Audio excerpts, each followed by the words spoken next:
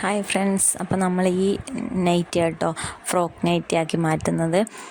അപ്പോൾ ആദ്യം തന്നെ ഇതാണ് കേട്ടോ നമ്മുടെ റിസൾട്ട് വരിക. ലാസ്റ്റ് റിസൾട്ട് ഇതാണ് കേട്ടോ വരിക.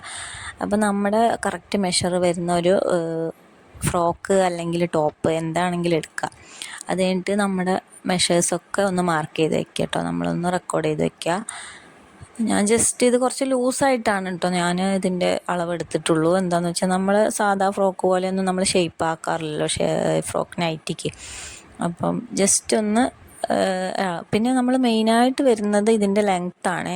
ആ ഫ്രില്ല് വരുന്ന അവിടം വരെയുള്ള ലെങ്ത്ത് മാർക്ക് ചെയ്ത് വയ്ക്കുക, റെക്കോർഡ് ചെയ്ത് വയ്ക്കുക.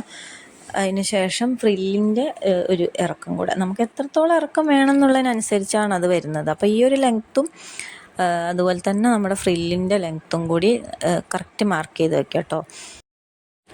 അപ്പോൾ ഇത് നമുക്ക് വേണമെങ്കിൽ റെക്കോർഡ് ചെയ്യാതെ തന്നെ മാക്സിൻ്റെ മേലെ വെച്ചിട്ട് ചെയ്യാം കേട്ടോ. ഞാൻ അത് ആദ്യം ഒന്ന് അളവ് എഴുതി വെച്ചെന്നേ ഉള്ളൂ. കാരണം എനിക്ക് വേറെ 1-2 നൈറ്റി ഇതുപോലെ ചെയ്യാമെന്ന് ഓർത്തിട്ട് ഞാൻ അങ്ങനെ അളവ് എഴുതി വെച്ചാൽ കേട്ടോ. നമുക്ക് ഈ മാക്സിൻ്റെ മുകളിൽ നമ്മുടെ അളവ് ഉള്ള കറക്റ്റ് അളവ് ഉള്ളതാണെങ്കിൽ ഇതിൻ്റെ മുകളിൽ വെച്ചിട്ട് നമുക്ക് ജസ്റ്റ് മാർക്ക് ചെയ്യാം. സാധാ പോലെ ടോപ്പൊക്കെ വെച്ച് മാർക്ക് ചെയ്യുന്ന പോലെ തന്നെ ചെയ്യാം കേട്ടോ. അങ്ങനെ ചെയ്താലും മതി. അങ്ങനെ ചെയ്യുകയാണെങ്കിൽ നമ്മൾ കറക്റ്റ് അളവ് ഇതിൻ്റെ മുകളിൽ നമുക്ക് മാർക്ക് ചെയ്യാം, അളവ് എഴുതാതെ തന്നെ. അപ്പോൾ അതായിരിക്കും കുറച്ചും കൂടി എളുപ്പം തോന്നുന്നു. അധികം സ്റ്റിച്ച് ചെയ്യാത്തവർക്കൊക്കെ എളുപ്പം അതായിരിക്കും. ടോപ്പ് മേലെ വെച്ചിട്ട് അളവെടുത്താലും മതി. ഞാനിങ്ങനെ ചെയ്തു എന്നേ ഉള്ളൂ കേട്ടോ. ജസ്റ്റ് ഷേപ്പൊക്കെ മാർക്ക് ചെയ്തിട്ട് ഞാൻ ഒന്ന് കട്ട് ചെയ്യുന്നുണ്ട്. പിന്നെ നമ്മുടെ ആ ലെങ്ത്തിലാണ് കറക്റ്റ് വേണ്ടത്. ലെങ്ത്തിൻ്റെ ബാക്കിയായിട്ട് വരുന്ന ഒരു തുണി ഉണ്ടല്ലോ, നമ്മൾ ആ തുണിയാണല്ലോ ഫ്രില്ലാക്കി വെക്കുന്നത്. അപ്പോൾ അതാണ് നമുക്ക് മെയിൻ പാർട്ട്. പിന്നെ അതുപോലെ സ്ലീവ്സിലും നമുക്ക് ഇതുപോലെ ജസ്റ്റ് പഫൊക്കെ വെച്ച് കൊടുക്കണം.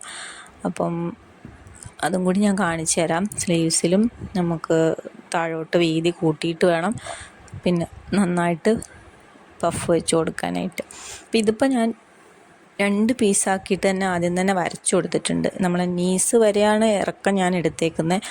അപ്പോൾ അതിൻ്റെ താഴേക്കാണ് ഈ 2 ഞാൻ ലൈൻസ് വരച്ചിട്ടുള്ളത്. അപ്പോൾ 2 ലൈന് വരച്ചത് എന്താണെന്ന് വെച്ചാൽ നീസിൻ്റെ അവിടം വരെയുള്ള കറക്റ്റ് ലെങ്ത്ത്, പിന്നെ അതിൻ്റെ താഴോട്ട് വന്നിട്ട് അതേപോലെ തന്നെ സെയിം അളവിലുള്ള 2 പീസാക്കിയിട്ടാണ് ആ താഴോട്ട് വരുന്ന ബാലൻസ് പാർട്ട് ഞാൻ വരച്ചിട്ടുള്ളത്. അപ്പോൾ അത് രണ്ടും ജോയിൻ ചെയ്തിട്ട് വേണം നമുക്ക് ഫ്രില്ല് വെച്ച് കൊടുക്കാനായിട്ട്. അപ്പോൾ ഇത് കറക്റ്റ് ലെങ്ത്തിൽ വെച്ച് ഞാനിത് വെട്ടിയിട്ടുണ്ട് കേട്ടോ. അതിൽ ബാലൻസ് ഉള്ള പാർട്ടാണ് ഇത്. അപ്പോൾ ഇതും 2 പീസാക്കിയിട്ട് വെട്ടിയിട്ടുണ്ട്.